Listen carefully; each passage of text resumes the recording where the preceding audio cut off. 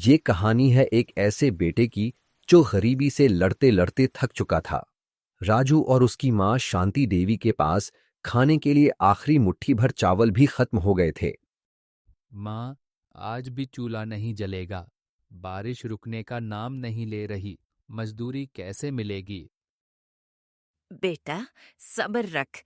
भगवान किसी को भूखा नहीं सुलाता। पर याद रख राजू, मेहनत का कोई शॉर्टकट नहीं होता।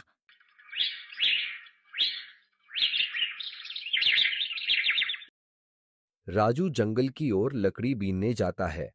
वहां उसे एक पुरानी गुफा के पास एक चमकता हुआ पत्थर दिखता है। पत्थर के पास एक साधु बाबा बैठे हैं। बाबा, आप इस ठंड में यहाँ अकेले हैं?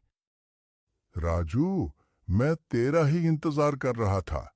तेरी ईमानदारी ने मुझे खुश किया। ये ले, जादुई चूल्हा।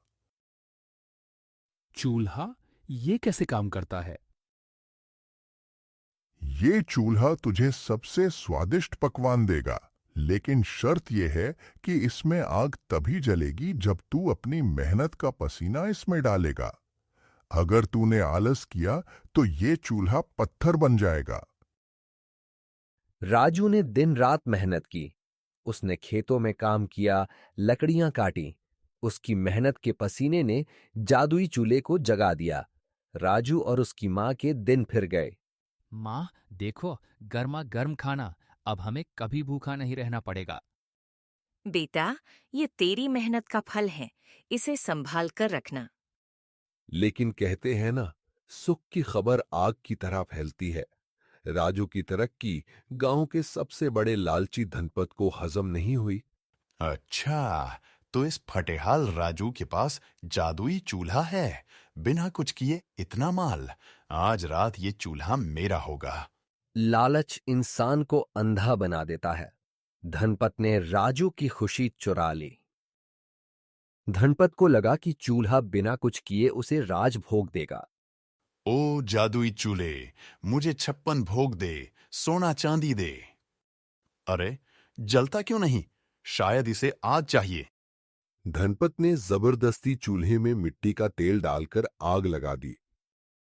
साधु की चेतावनी सच हुई। बिना मेहनत के जादुई चूल्हा एक श्राप बन गया।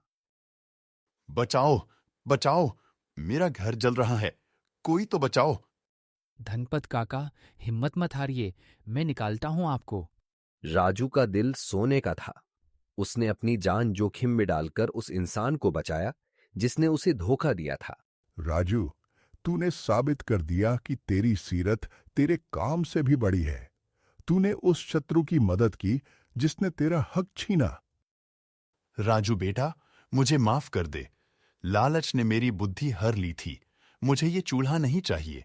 मुझे अपनी इंसानियत वापस चाहिए। राजू ने चूल्हा वापस नहीं मांगा। उसने सीखा कि असली जादू चूल्हे में नहीं बल्कि अपनी बाजुओं की मेहनत में है।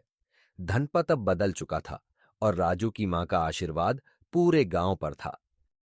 बेटा, याद रखना, पसीने की कमाई का स्वाद दुनिया के सबसे महंगे पकवान से भी मीठा होता है।